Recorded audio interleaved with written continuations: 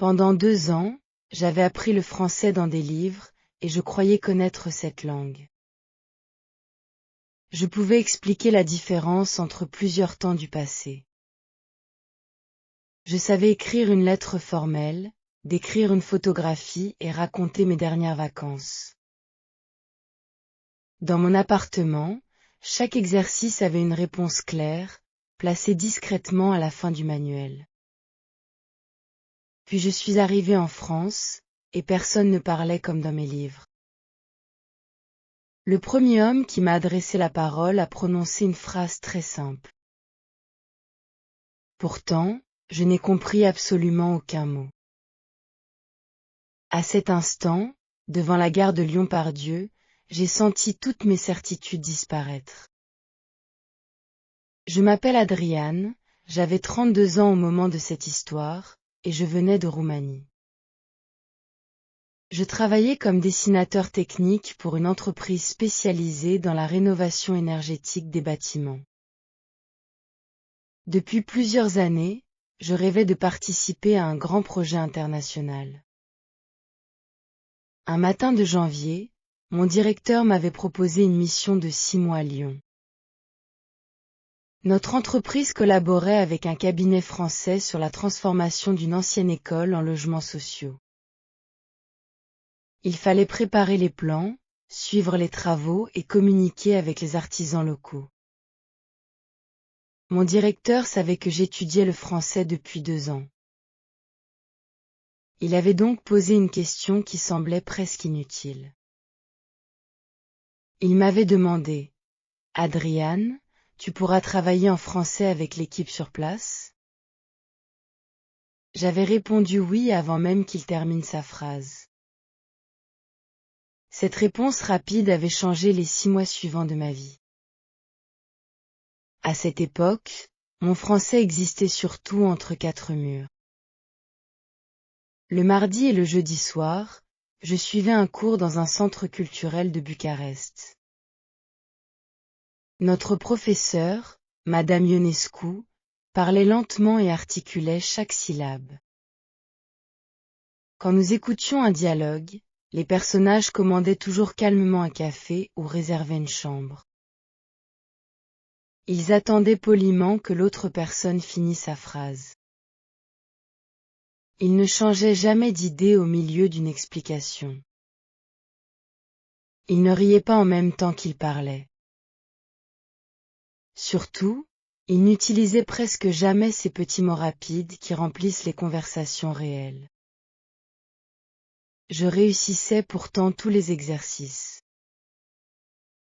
Quelques semaines avant mon départ, j'avais même obtenu 82% à un test de niveau B1. Ce résultat était devenu une preuve de ma préparation. Je l'avais montré à ma sœur, à mes collègues et même à mon père. Mon père, qui avait travaillé toute sa vie comme électricien, était très fier de moi. Il m'avait offert un petit mètre pliant qui lui appartenait depuis 30 ans. Sur le bois usé, il avait écrit mes initiales avec un stylo noir. Il m'avait dit, les plans sont importants, mais sur un chantier, il faut toujours vérifier la réalité. À ce moment-là, je pensais qu'il parlait seulement des bâtiments. La veille de mon départ, j'avais rangé 3 manuels dans ma valise. J'avais également préparé un carnet avec des phrases classées par situation. Une page concernait les transports, une autre les achats et une troisième les réunions professionnelles. J'avais souligné des expressions comme « je souhaiterais apporter une précision » et « pourriez-vous reformuler votre question ?» Ces phrases étaient correctes, élégantes et complètement inutiles lorsque j'ai rencontré le chauffeur devant la gare. J'étais arrivée à Lyon un dimanche après-midi de février. Il pleuvait légèrement, et l'air froid passait sous mon manteau. Après 8 heures de voyage, je voulais seulement rejoindre le studio loué par mon entreprise. Un chauffeur attendait près de la sortie avec mon nom sur son téléphone. Je me suis présentée avec mon meilleur sourire et ma phrase la plus soigneusement préparée. J'ai dit, « Bonjour monsieur, je suis Adrian Popescu, et je suis heureux de faire votre connaissance. » Il a pris ma valise, puis il a répondu quelque chose comme « Ça roule, on y va, vous êtes du côté de la Guillotière, c'est ça ?» J'ai reconnu le nom de mon quartier, mais le reste ressemblait à un seul mot très long. Je suis resté immobile sous la pluie, avec un sourire devenu douloureux. Le chauffeur a répété sa question plus vite, comme si la vitesse pouvait m'aider. J'ai cherché dans ma mémoire la phrase prévue pour demander une reformulation. Malheureusement, le stress avait fermé toutes les portes de mon cerveau. J'ai simplement répondu, « Oui, je suis une personne du quartier. » Il m'a regardé pendant une seconde, puis il a ri gentiment. Il a placé ma valise dans le coffre et m'a fait signe de monter. Pendant le trajet, il a essayé plusieurs fois de commencer une conversation. Il m'a parlé de la pluie, des travaux sur la route et d'un match de football. Je comprenais les noms, quelques verbes et presque aucun lien entre eux. Chaque fois qu'il s'arrêtait, je disais « d'accord » avec beaucoup de sérieux. À un feu rouge, il m'a demandé si je connaissais déjà Lyon. J'ai cru qu'il me demandait si j'aimais les lions. J'ai répondu que je préférais les chiens, mais que les lions étaient des animaux magnifiques. Le silence qui a suivi a duré jusqu'au feu suivant. Puis le chauffeur a éclaté de rire et m'a expliqué sa question avec des gestes. J'ai senti mon visage devenir brûlant. Mon premier échange en France venait de transformer une ville en animal sauvage. À l'arrivée, il ne s'est pas moqué de moi. Il a parlé plus lentement et m'a souhaité une bonne installation. Avant de repartir, il a ajouté « T'inquiète, au début, ça fait toujours ça. » Cette fois encore, je n'ai pas compris. J'ai noté les sons dans mon carnet comme je pouvais. T'inquiète, ça fait toujours ça. Le studio se trouvait au 4e étage d'un immeuble ancien, sans ascenseur. Ma propriétaire, Madame Bernard, m'attendait devant la porte. Elle avait environ 60 ans, des lunettes rouges et une énergie impressionnante. Avant que je puisse poser ma valise, elle avait déjà commencé l'état des lieux. Elle ouvrait les placards, testait les robinets et commentait chaque petite marque sur les murs. Je suivais derrière elle avec mon stylo, en essayant de comprendre les mots importants. Dans mes livres, louer un appartement consistait à demander le prix et à signer un contrat. Madame Bernard parlait de caution, de charges, de compteurs, de ballons d'eau chaude et de voisins du dessous. Tous ces mots appartenaient aux Français, mais pas aux miens. Elle m'a montré une petite vanne sous l'évier et a prononcé une longue explication. J'ai compris seulement « problème »,« eau » et « fermé ». J'ai donc fermé immédiatement la vanne. 2 minutes plus tard, Madame Bernard a voulu me montrer la douche. Aucune goutte n'est sortie du robinet. Elle a regardé la douche, puis l'évier, puis ma main encore posée sur la vanne. Elle m'a demandé pourquoi j'avais coupé l'eau. J'ai répondu fièrement, parce que vous avez dit problème, eau, fermé. Elle a retenu un sourire et a rouvert la vanne. Son explication signifiait qu'il fallait la fermer seulement en cas de fuite. Nous avons terminé l'état des lieux avec plus de gestes que de mots. Avant de partir, Elle m'a donné son numéro et celui du gardien. Elle a dit, s'il y a quoi que ce soit, vous me faites signe. J'ai regardé ses mains, pensant qu'elle attendait réellement un signe particulier. Elle a compris ma confusion et a reformulé, vous m'appelez s'il y a un problème. Cette version ressemblait enfin au français de mon manuel. Après son départ, je me suis assis sur le lit au milieu de mes valises. La pluie frappait la fenêtre, et les bruits de l'immeuble traversaient les murs. Dans l'appartement voisin, 2 personnes parlaient très vite en riant.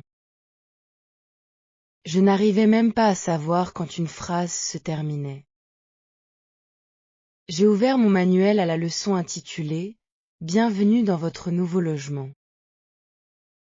Le dialogue commençait par une femme qui disait distinctement « Bonjour, je voudrais louer cet appartement ». J'ai refermé le livre presque aussitôt. Pour la première fois, il m'a semblé appartenir à un monde qui n'existait pas. Le lendemain matin, je devais rencontrer ma nouvelle équipe. Je me suis réveillée 2 heures trop tôt, avec la poitrine serrée par une forte angoisse. J'ai répété ma présentation devant le miroir de la salle de bain. Je pouvais expliquer mon parcours, mes responsabilités et mes objectifs avec précision. Tant que personne ne m'interrompait, mon français semblait solide. Le cabinet se trouvait dans un ancien atelier près du Rhône. Les murs étaient couverts de plans, de photographies et d'échantillons de matériaux.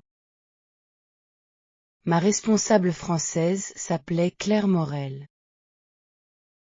Elle était architecte, avait 39 ans et parlait un anglais excellent.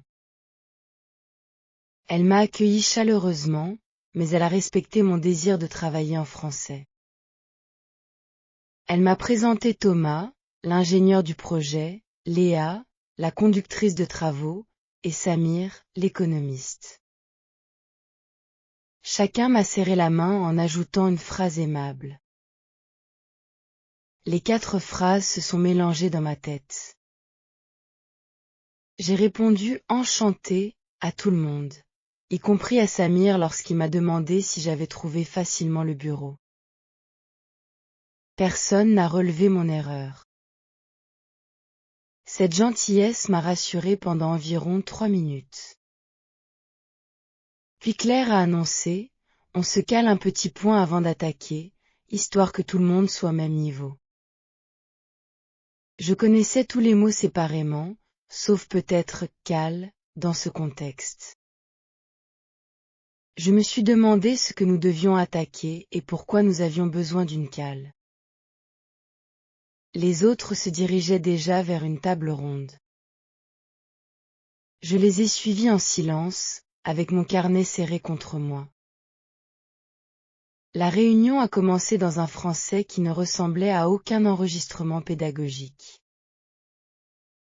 Thomas avalait la moitié des mots lorsqu'il parlait. Léa utilisait des expressions du chantier que je n'avais jamais vues. Samir commençait souvent une idée, l'abandonnait et en reprenait une autre. Claire disait, du coup, si souvent que j'ai cru qu'il s'agissait d'un terme technique du projet. J'essayais de noter chaque mot inconnu. Après 10 minutes, ma page était remplie de questions et je ne suivais plus la discussion. Puis Claire s'est tournée vers moi. Elle m'a demandé si les nouvelles dimensions me semblaient cohérentes avec le relevé envoyé vendredi. J'avais étudié précisément ce document avant mon départ. Je connaissais la réponse. Pourtant, mon cerveau travaillait encore sur une phrase prononcée 2 minutes plus tôt. J'ai entendu vendredi, dimension et cohérente, mais pas la relation entre ces mots. Alors j'ai utilisé la stratégie qui m'avait toujours aidé pendant les tests. j'ai répété une partie de la question pour gagner du temps. J'ai dit, oui, vendredi est une dimension cohérente.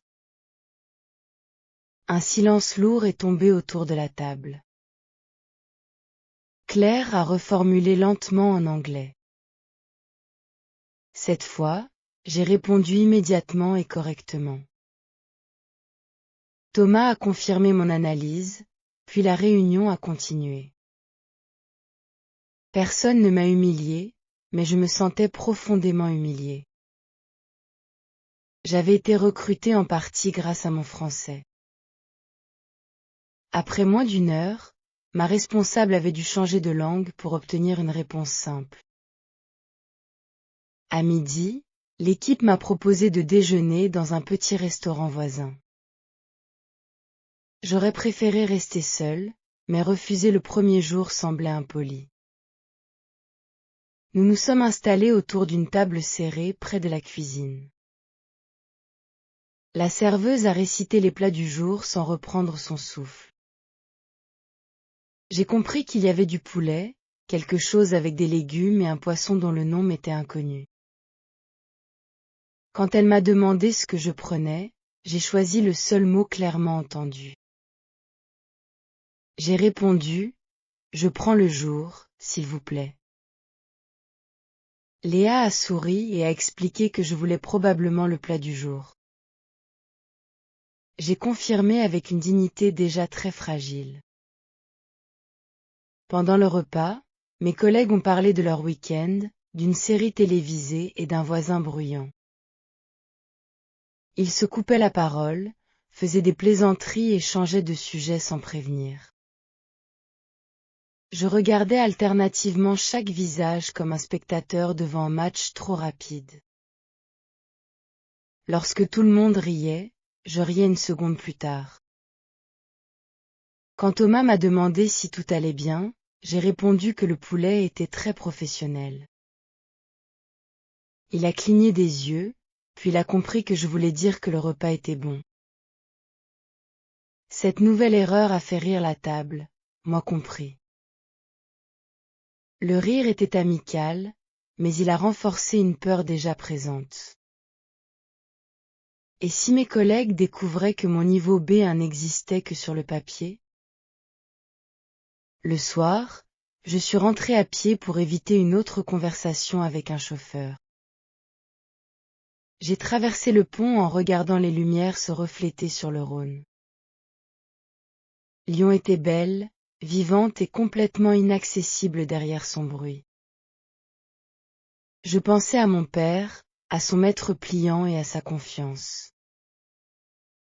Je pensais aussi à mon directeur, qui croyait que je pouvais représenter notre entreprise en français. Dans mon studio, j'ai sorti le test où j'avais obtenu 82%. Les questions me semblaient encore faciles. Je pouvais toujours lire les textes et choisir les bonnes réponses. Le problème n'était donc pas que je n'avais rien appris. Le problème était que j'avais appris une langue immobile. Dans la vie réelle, les phrases bougeaient, changeaient de direction et disparaissaient avant que je puisse les analyser. Cette nuit-là, j'ai envoyé un message vocal à ma sœur Elena. Je lui ai raconté le chauffeur, la vanne d'eau, la réunion et le poulet professionnel. Elle a ri, puis elle m'a demandé si je regrettais d'être partie. J'ai voulu répondre non, mais ma voix s'est arrêtée. Finalement, j'ai admis que je ne savais pas si j'étais capable de rester 6 mois. Elena m'a rappelé les premiers chantiers de notre père. Il rentrait souvent couvert de poussière, avec une liste de problèmes qu'aucun manuel n'avait prévus. Pourtant, il repartait le lendemain et vérifiait la réalité. Elle m'a dit, peut-être que ton français est aussi un chantier. Cette phrase m'a accompagnée pendant toute la semaine. Le mardi matin, j'ai décidé de commencer par une situation considérée comme facile dans tous les manuels. Je suis entré dans une boulangerie située au coin de ma rue. Une odeur de beurre chaud remplissait la petite salle. 3 clients attendaient derrière moi, et une vendeuse rangeait des pains sur une étagère. J'avais préparé ma commande pendant 5 minutes devant la vitrine. Quand mon tour est arrivé, j'ai demandé une baguette et 2 croissants avec une prononciation très appliquée. La vendeuse a tout compris du premier coup. Cette petite réussite a immédiatement détendu mes épaules. Puis elle a demandé, et avec ceci. Dans mon esprit, avec ceci, signifiait qu'elle voulait confirmer que ces produits allaient ensemble. J'ai donc répondu oui. Elle a attendu la suite. J'ai attendu qu'elle annonce le prix. Les 3 clients derrière moi ont attendu que notre conversation redémarre. Après quelques secondes, elle a demandé si je désirais autre chose. J'ai enfin compris que sa première question signifiait exactement cela. J'ai répondu non, mais elle avait déjà posé une autre question sur la cuisson de la baguette. Je n'ai saisi que le mot « cuisson ». Dans la panique, j'ai déclaré que je n'avais aucune allergie. La vendeuse a levé les sourcils, puis elle m'a montré 2 baguettes, une claire et une très dorée. J'ai choisi la plus proche sans écouter son explication. En sortant, j'avais bien acheté ce que je voulais. Pourtant, j'avais l'impression d'avoir traversé un examen oral devant un jury impatient. Sur le trottoir, j'ai ouvert mon carnet et noté chaque question. Je ne connaissais pas l'orthographe exacte, alors j'ai écrit les sons entendus. Une dame âgée qui sortait de la boulangerie a remarqué mon hésitation. Elle m'a demandé si j'apprenais le français. Sa voix était claire, mais naturelle, et j'ai compris immédiatement.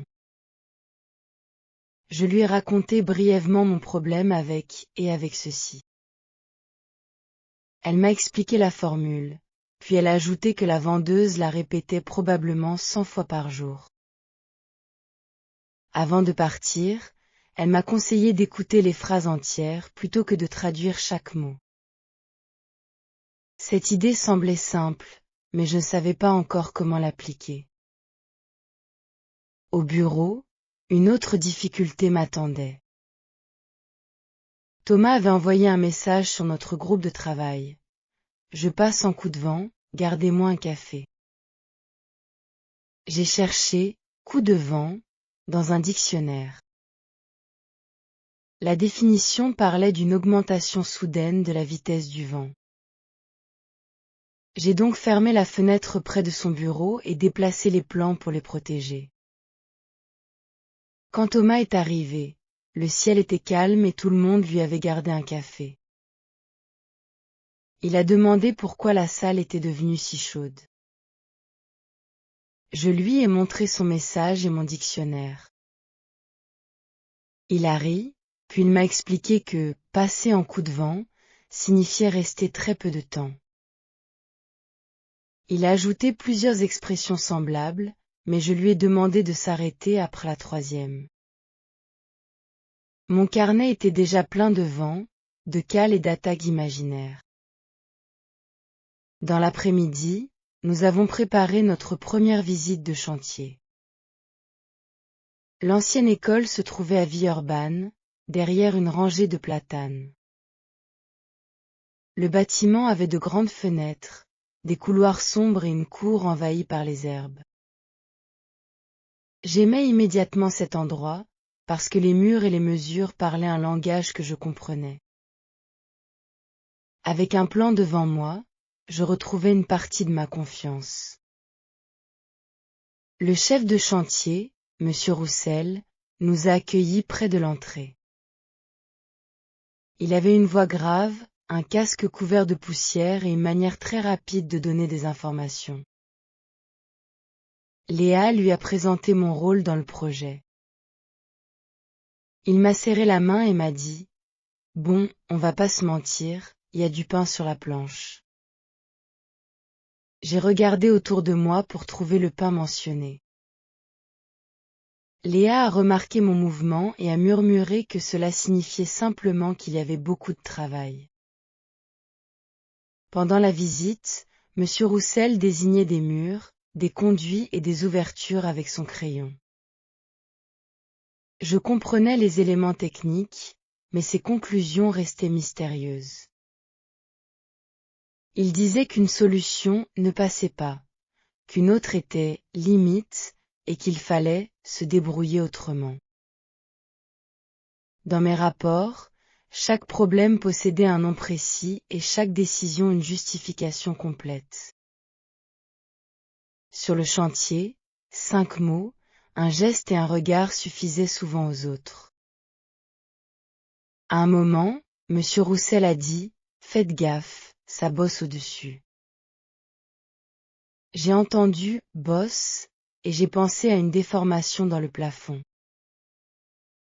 J'ai levé la tête pour examiner la surface.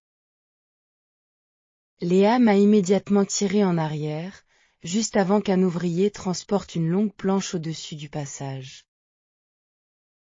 Elle m'a expliqué que « faites gaffe » voulait dire « faites attention » et que des personnes travaillaient à l'étage. Je n'avais finalement pas été blessée, mais mon erreur m'a secouée. Ne pas comprendre une plaisanterie au restaurant était gênant. Ne pas comprendre un avertissement sur un chantier pouvait devenir dangereux. J'ai passé le reste de la visite près de Léa, en observant chacun de ses mouvements. Au retour, elle s'est assise à côté de moi dans la voiture. Elle m'a demandé depuis combien de temps j'apprenais le français. Quand j'ai répondu 2 ans, j'ai ajouté rapidement que je comprenais mieux les textes. Elle n'a montré ni surprise ni jugement. Elle m'a raconté sa première mission en Italie, 5 ans plus tôt. Elle avait étudié l'italien à l'université et pensait être prête. Le premier jour, un artisan lui avait expliqué un problème de toiture, et elle avait compris qu'il parlait de son cousin. Pendant plusieurs semaines, elle avait eu peur de répondre au téléphone. Son histoire ressemblait tellement à la mienne que j'ai enfin respiré normalement. Je lui ai demandé comment elle avait progressé.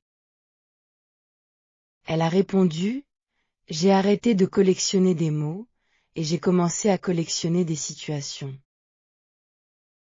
Cette phrase a marqué le véritable début de mon apprentissage en France. Le mercredi, Claire m'a proposé un entretien individuel. Son invitation m'a inquiétée toute la matinée. Je pensais qu'elle allait annoncer à mon directeur que mon français était insuffisant. Quand je suis entrée dans son bureau, elle avait posé mon dossier technique sur la table.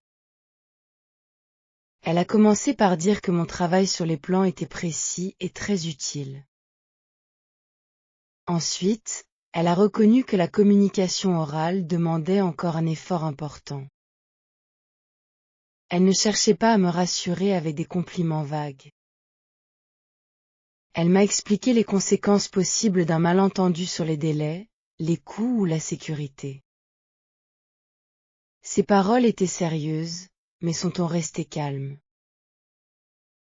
Je lui ai avoué que j'avais peur d'avoir trompé tout le monde avec mon résultat au test B1. Claire a secoué la tête. Elle m'a dit, « Ton test montre ce que tu sais faire dans certaines conditions, pas dans toutes les conditions. » Elle a comparé mon français à un conducteur qui connaissait le code de la route mais manquait encore d'expérience dans une grande ville. Les règles n'étaient pas fausses, mais la circulation réelle exigeait d'autres réflexes.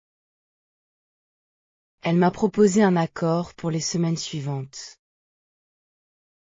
Pendant les réunions techniques importantes, je devais reformuler chaque décision avec mes propres mots. Si je n'étais pas certain, je devais demander une confirmation immédiatement. L'équipe éviterait de passer automatiquement à l'anglais, sauf en cas d'urgence. De mon côté, je devais accepter de paraître lent pendant quelque temps. Cette dernière condition était la plus difficile. Je voulais que mes collègues voient un professionnel compétent, pas un élève hésitant. Pourtant, mes tentatives de cacher mes doutes créaient précisément les erreurs que je redoutais. J'ai accepté l'accord. Après l'entretien, Léa m'a aidé à transformer un carnet neuf en outil de travail. Sur la première page, elle a écrit 3 colonnes. La première s'appelait « La situation ». La deuxième s'appelait « La phrase entière ». La troisième s'appelait « Ce que la personne veut vraiment dire ».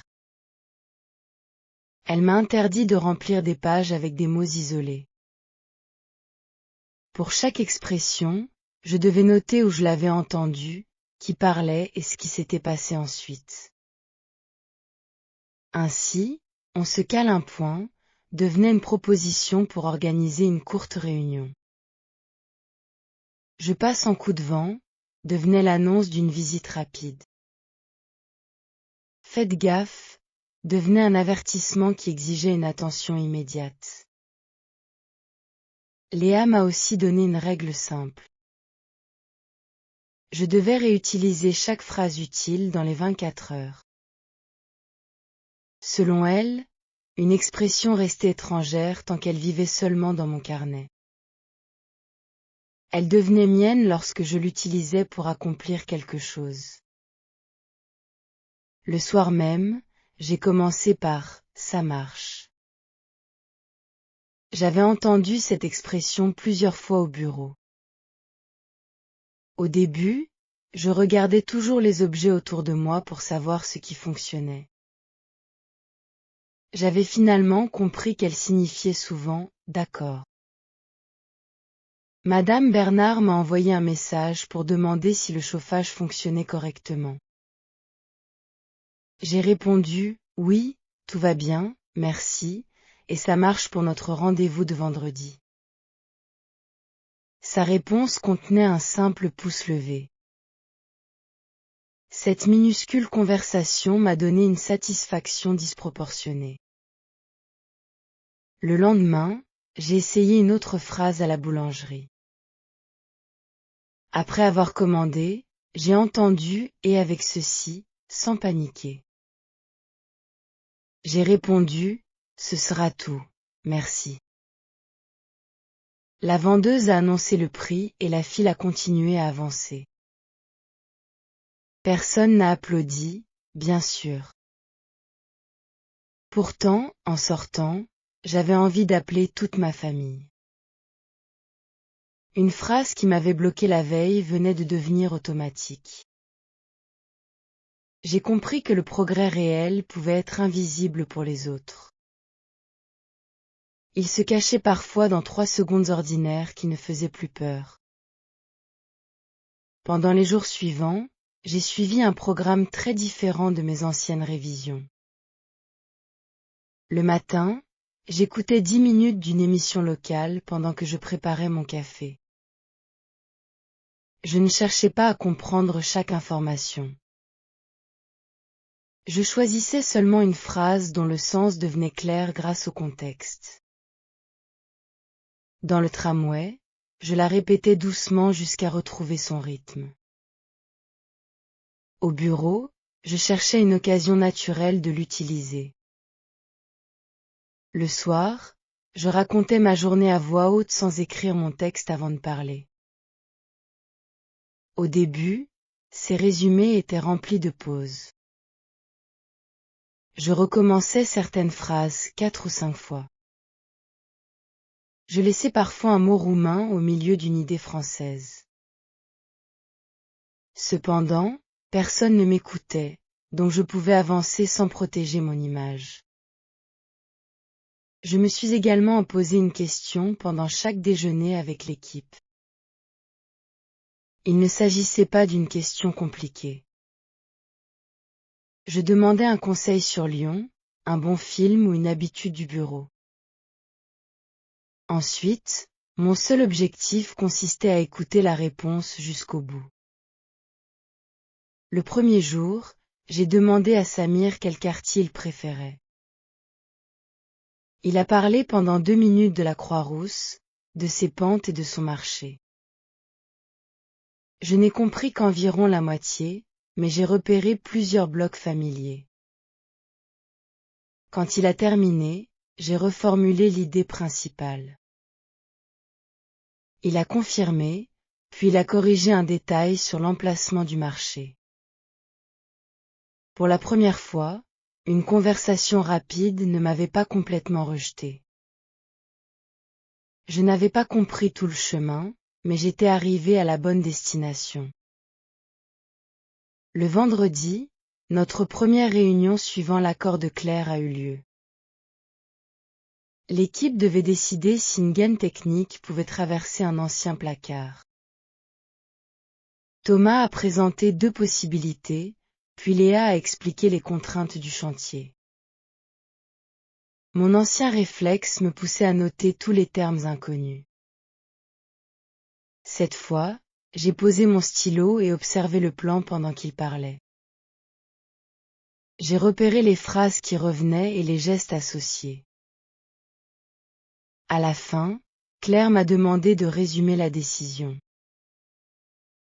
Mon cœur s'est accéléré, mais je n'ai pas inventé une réponse pour paraître rapide. J'ai dit que nous gardions la première solution sous réserve de vérifier une mesure lundi. Thomas a répondu, c'est ça, pile poil.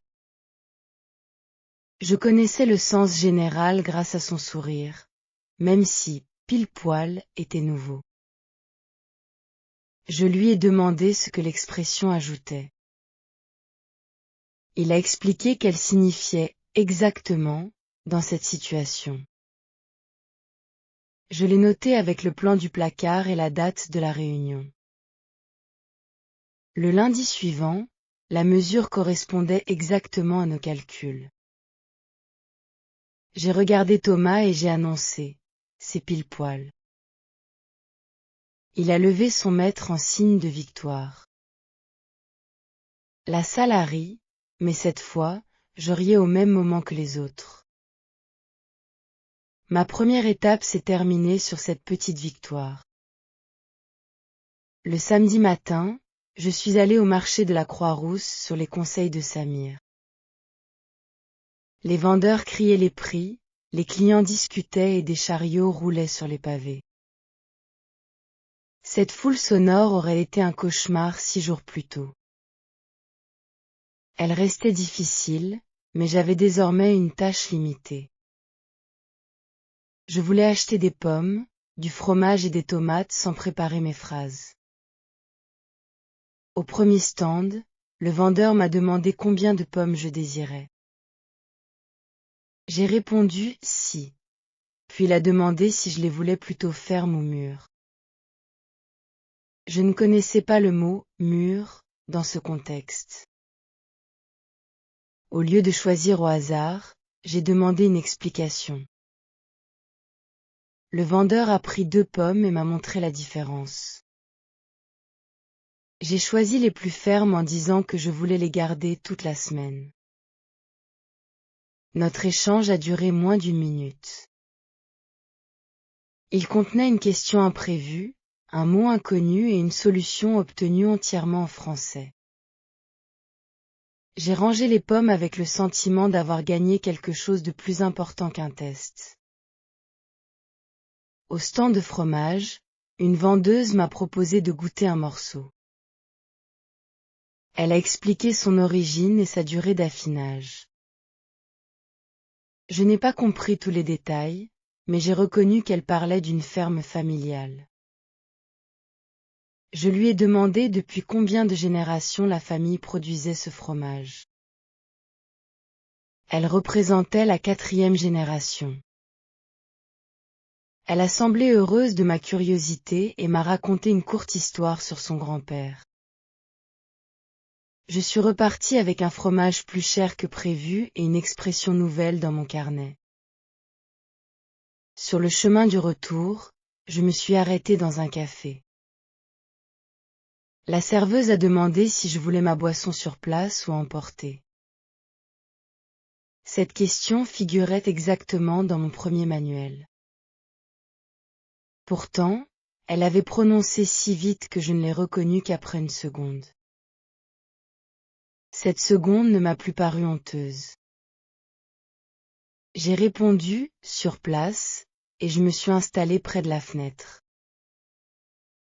En observant la rue, j'ai compris que mes livres ne m'avaient pas trahi. Ils m'avaient donné des matériaux solides, mais ils ne pouvaient pas construire seuls une voix vivante. Il fallait maintenant relier ces matériaux à des visages, des lieux et des conséquences. J'étais encore très loin de parler facilement. Cependant, pour la première fois depuis mon arrivée, je ne voulais plus rentrer chez moi. Durant les 2 semaines suivantes, mes progrès ont continué, mais ils n'ont jamais suivi une ligne droite. Certains matins, je comprenais une conversation entière dans le tramway. Le même après-midi, une question banale prononcée par Thomas me semblait incompréhensible. Je découvrais que la fatigue, le bruit et le stress changeaient fortement mon niveau réel.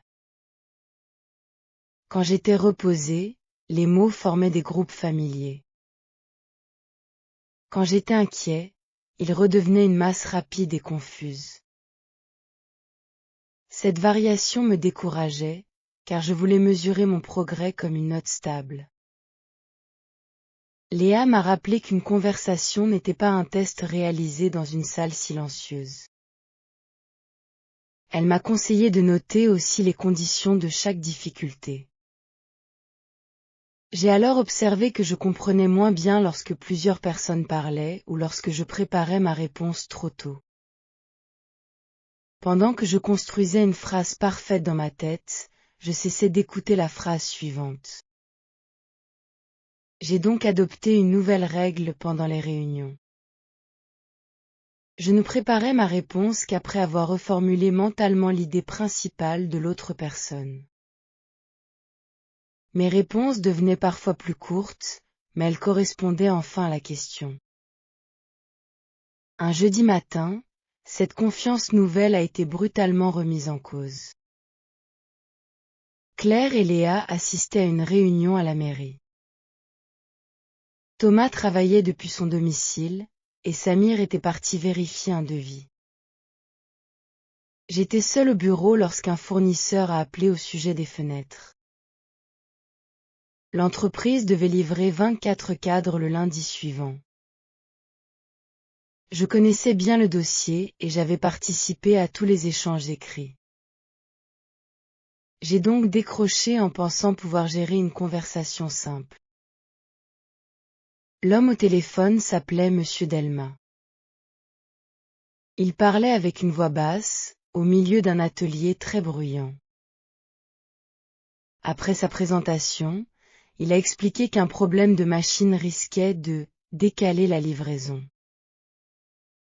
Je connaissais le verbe décaler, mais son message suivant s'est perdu dans le bruit. J'ai cru comprendre qu'il proposait de livrer une partie lundi et le reste mardi. En réalité, il annonçait qu'aucun cadre ne pourrait arriver avant le jeudi. Il m'a demandé si ce retard allait nous mettre dedans. L'expression était inconnue et son ton semblait attendre une réponse rapide. Au lieu de demander une confirmation, j'ai voulu prouver que je pouvais gérer l'appel. J'ai répondu, non, aucun problème, nous sommes dedans. Monsieur Delma a paru surpris, puis il a répété que la livraison était donc prévue jeudi. À ce moment précis, un bruit métallique a couvert le mot essentiel. J'ai entendu seulement « livraison » et j'ai confirmé encore une fois.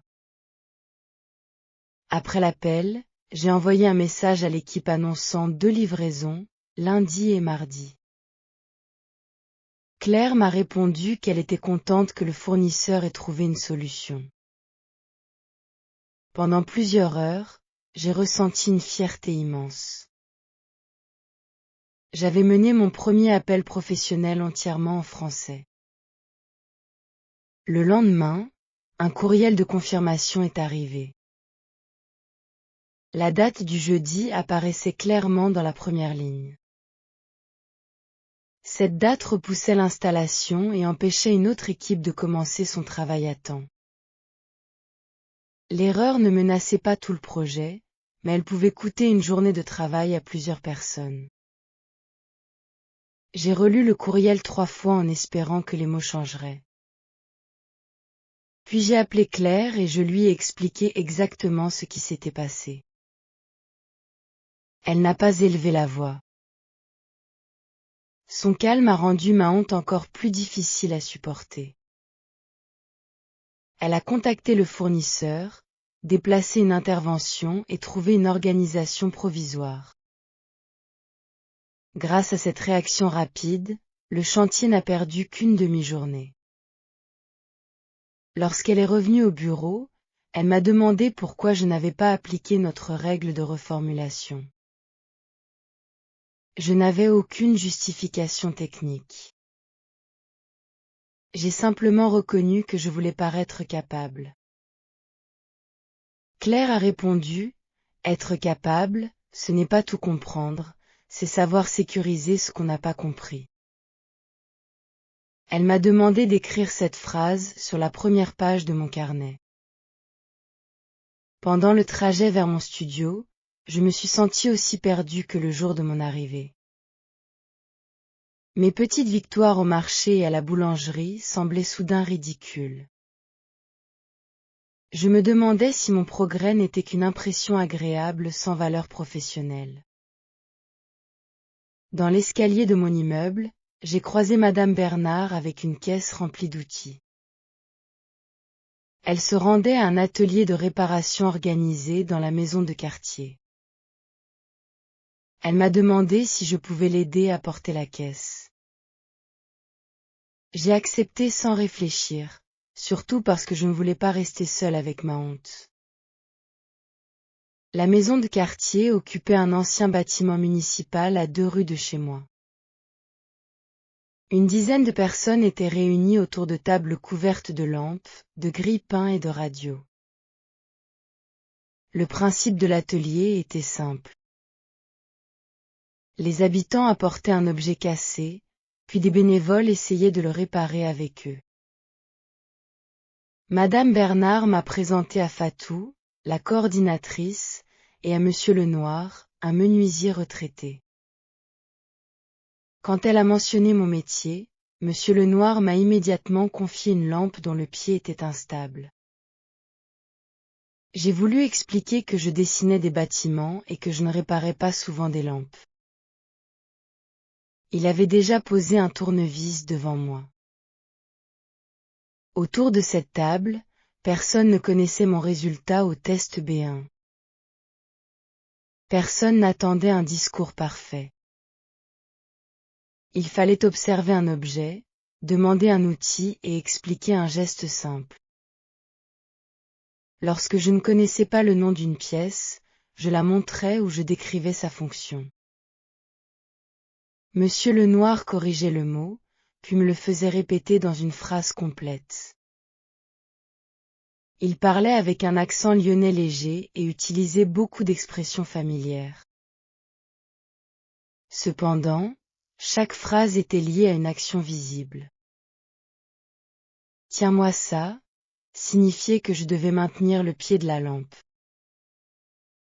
Vas-y doucement, signifiait que je serrais la vis avec moins de force. Ça devrait faire l'affaire, signifiait que notre solution semblait suffisante. En 1 heure, j'ai appris moins de mots qu'en une leçon de manuel. Pourtant, je pouvais les réutiliser parce que mes gestes aidaient ma mémoire à les retrouver. Quand la lampe s'est tenue droite, sa propriétaire a applaudi avec humour. Je lui ai expliqué ce que nous avions fait, sans préparer mon texte. Elle a posé 2 questions imprévues, et j'ai répondu avec des phrases simples mais claires. Sur le chemin du retour, Madame Bernard m'a demandé si je reviendrais la semaine suivante. J'ai dit que l'atelier me plaisait, mais que ma semaine au travail avait été difficile. Je lui ai raconté l'appel et la livraison retardée. Elle a écouté sans m'interrompre, puis elle m'a parlé de son fils. Il vivait en Allemagne et avait commis plusieurs erreurs professionnelles en apprenant la langue. Selon elle, une erreur devenait dangereuse seulement lorsqu'on refusait de la regarder. J'ai pensé au conseil de mon père sur les plans et la réalité. Le lendemain, j'ai appelé Monsieur Delma avec Claire près de moi. Je lui ai présenté mes excuses sans chercher à inventer une excuse. Puis je lui ai demandé de reprendre avec moi les dates et les quantités. Cette fois, j'ai reformulé chaque information. Monsieur Delma n'a montré aucune impatience. Il a même proposé d'envoyer 4 cadres mercredi soir pour réduire le retard. Après l'appel, Claire a confirmé que tout était clair. Je n'étais pas fière de l'erreur, mais j'étais fière de l'avoir réparée en français. Mon carnet a changé après cet épisode. À côté de chaque phrase professionnelle, j'ai ajouté une question de sécurité. Pour une date, je demandais, si je résume, vous confirmez donc jeudi matin. Pour une quantité, je demandais, nous parlons bien de 24 éléments au total. Pour une décision, je demandais, quelle est la prochaine action, et qui s'en charge. Ces questions n'étaient pas élégantes, mais elles empêchaient les zones floues de rester cachées. Je suis retournée à l'atelier de réparation chaque mardi soir. La 2e semaine, j'ai aidé Fatou à réparer une étagère pour les livres des enfants. La 3e semaine, Monsieur Lenoir et moi avons démonté une vieille chaise. La 4e semaine, une cafetière compliquée a résisté à tous nos efforts. Ces soirées m'offraient ce que mes cours ne pouvaient pas reproduire. Les personnes parlaient naturellement, plusieurs conversations se croisaient et rien ne suivait un scénario prévu. Pourtant, les objets donnaient toujours un contexte à leurs paroles. Peu à peu, mon oreille a cessé d'exiger chaque syllabe. Elle cherchait l'intention, le verbe principal et les conséquences visibles. Cette compétence a commencé à transformer mes journées de travail. Sur le chantier, Monsieur Roussel ne ralentissait plus systématiquement lorsqu'il me parlait. Au début, j'ai cru qu'il avait perdu patience. Léa m'a fait remarquer qu'il parlait normalement parce qu'il me considérait désormais comme un membre de l'équipe. Je comprenais encore mal certaines phrases, surtout quand les machines fonctionnaient. Cependant, je savais demander, quand vous dites que ça ne passe pas, vous parlez de la largeur ou du délai. Cette question précise produisait une réponse plus utile qu'un simple « je ne comprends pas ». 2 mois après mon arrivée, Claire m'a confié une courte présentation devant des représentants des futurs habitants. Nous devions expliquer comment les logements seraient chauffés et isolés. Ma première réaction a été de proposer que Thomas parle à ma place. Claire a refusé gentiment. Elle m'a rappelé que je connaissais cette partie du projet mieux que quiconque dans l'équipe. Le soir, j'ai commencé à écrire un discours parfait avec des termes techniques. Après 2 pages, j'ai reconnu mon ancienne méthode. Je préparais encore une langue immobile que personne ne pourrait interrompre. J'ai déchiré ces pages et dessiné plutôt 3 schémas simples. Sous chaque dessin, j'ai écrit une idée principale et 2 phrases courtes. À l'atelier, j'ai demandé à Fatou et à Monsieur Lenoir de jouer le rôle des habitants. Ils ont pris leur mission très au sérieux. Fatou m'a interrompu pour demander si les travaux allaient augmenter le loyer. Monsieur Lenoir a voulu savoir qui paierait une réparation après la livraison. Madame Bernard a posé une question très longue sur l'humidité dans les chambres. La première simulation a été désastreuse. Je perdais le fil dès qu'une personne levait la main. Au lieu d'écouter la question, je cherchais le paragraphe prévu dans ma mémoire. Fatou m'a conseillé de répondre d'abord en une phrase, puis d'ajouter un détail seulement si nécessaire. Nous avons recommencé 3 fois. À la fin, je ne prononçais jamais exactement les mêmes mots. Pourtant, mon explication devenait plus claire à chaque essai.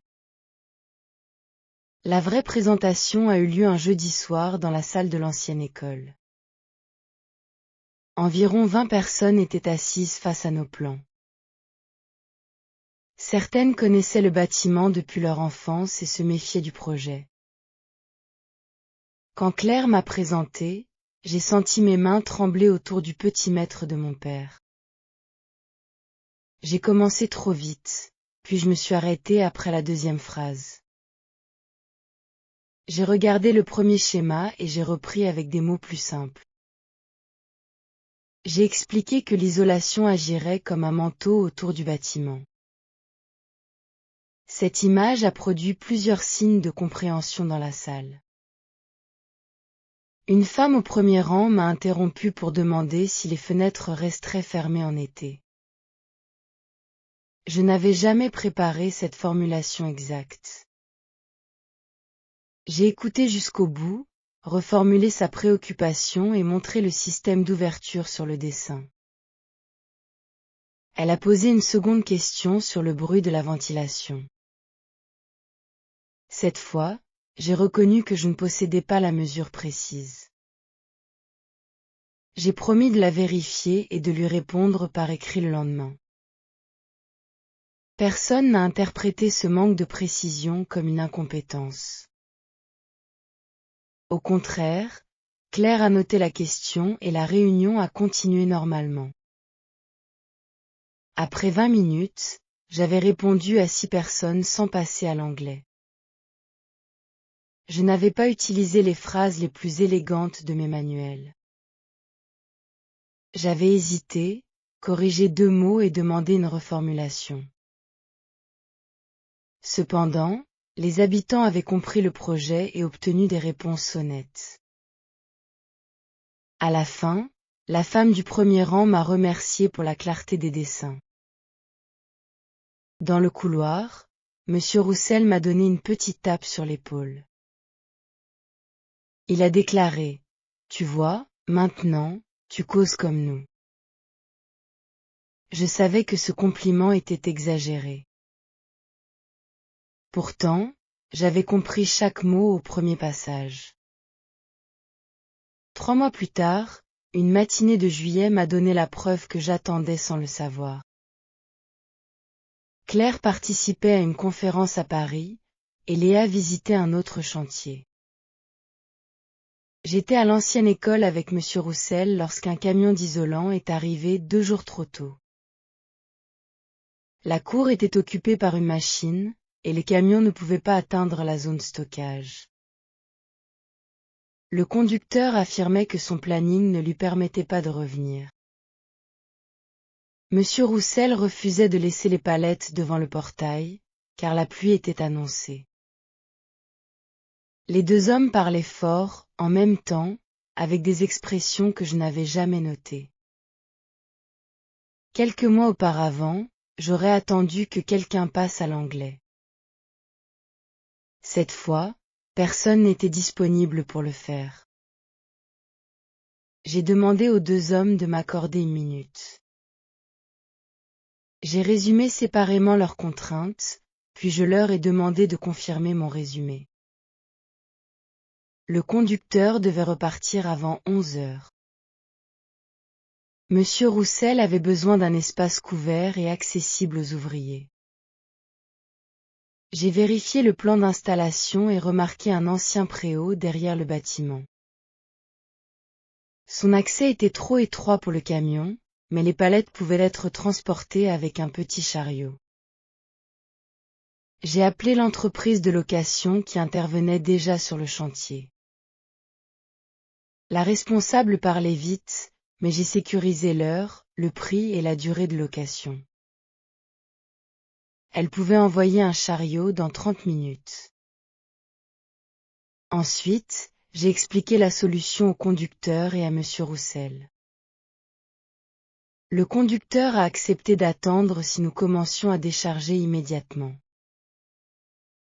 Monsieur Roussel a réorganisé 2 ouvriers et libéré le passage vers le préau. Pendant 40 minutes, j'ai transmis des informations entre le chauffeur, les ouvriers et le loueur. Le bruit était intense, les phrases étaient courtes et personne ne parlait comme dans un exercice. Pourtant, je comprenais ce que chaque personne voulait obtenir. Quand une quantité semblait incertaine, je la faisais répéter. Quand une instruction pouvait avoir 2 sens, je montrais l'endroit concerné. Toutes les palettes ont été mises à l'abri avant les premières gouttes de pluie. Le conducteur a signé le document, puis il m'a demandé depuis combien de temps je vivais en France. Lorsque j'ai répondu 5 mois, il a semblé surpris. Monsieur Roussel a ri et a déclaré que je comprenais maintenant même quand il râlait à fond. Cette expression ne figurait pas dans mon carnet, mais son sens était parfaitement clair. Claire m'a appelé dans l'après-midi après avoir appris l'incident. Je lui ai raconté la situation dans l'ordre, en précisant les décisions, les coûts et les confirmations. Elle m'a félicité, puis elle m'a demandé si j'avais eu peur. J'ai répondu que j'avais eu peur pendant toute la première minute. Ensuite, le problème était devenu plus important que mon accent. Cette réponse résumait la transformation de mes derniers mois. Je n'avais pas attendu de me sentir parfaitement prêt. J'avais écouté, vérifié et agi malgré l'inconfort. À la fin de ma mission, le projet respectait son calendrier révisé. Mon entreprise m'a proposé de prolonger mon séjour de 3 mois. J'ai accepté, mais pas seulement pour la valeur professionnelle de la mission. Lyon n'était plus une suite de sons rapides derrière une vitre. La ville contenait désormais ma boulangère, les plaisanteries de Thomas et les outils de Monsieur Lenoir. Elle contenait les questions des habitants, les colères de Monsieur Roussel et les messages de Madame Bernard. Une semaine avant la date initiale de mon retour, une ingénieure portugaise nommée Sofia a rejoint l'équipe. Elle avait étudié le français pendant 3 ans et possédait un excellent niveau écrit. Lors de son premier déjeuner, la serveuse lui a demandé ce qu'elle prenait, et Sofia a répondu qu'elle prenait son temps. J'ai reconnu immédiatement le sourire inquiet qu'elle essayait de cacher. Plus tard, elle m'a confié que le français des Français ne ressemblait pas au français appris chez elle. Je lui ai montré mon carnet des situations, devenu épais et taché de café. Je lui ai raconté le chauffeur, le poulet professionnel et la livraison du jeudi. Elle a ri, puis ses épaules se sont détendues. Je lui ai dit qu'elle n'avait pas besoin de jeter ses livres. Elle devait seulement y ajouter des voix, des lieux, des erreurs et des conséquences réelles. Le soir, j'ai appelé mon père depuis la cour de l'ancienne école. Je lui ai montré les fenêtres installées et les murs presque terminés. Puis j'ai sorti son vieux mètre pliant de ma poche. Je lui ai rappelé sa phrase sur les plans et la réalité. Il a souri et m'a demandé ce que j'avais finalement vérifié. J'ai répondu que mes livres décrivaient correctement la langue, mais pas toute la vie autour d'elle. Il m'avait appris à construire des phrases solides. La France m'avait appris à les habiter avec d'autres personnes. Aujourd'hui, je continue à lire, à étudier et à vérifier les mots que je rencontre. Je n'oppose plus le français des livres au français de la rue. L'un me donne de la précision, et l'autre me donne des réflexes. J'ai besoin des deux, comme un chantier a besoin d'un plan et de personnes capables de s'adapter. Si vous comprenez bien vos exercices mais perdez confiance devant des locuteurs natifs, votre travail n'est pas perdu. Votre connaissance existe déjà, mais elle doit rencontrer le bruit, les accents et les surprises. Commencez par une situation assez petite pour pouvoir recommencer demain. Écoutez la phrase entière, observez ce qu'elle produit et notez son contexte. Réutilisez-la avant qu'elle redevienne une simple ligne dans un carnet. Surtout, ne cachez pas ce que vous n'avez pas compris. Demander une confirmation n'efface pas votre compétence. Au contraire, cette habitude transforme votre connaissance en communication fiable. Je suis arrivé en France avec 3 manuels, un certificat et beaucoup de certitudes. 6 mois plus tard, mes manuels étaient toujours sur mon bureau. Mais à côté d'eux se trouvait un carnet rempli de marchés, de réunions, d'appels et de visages.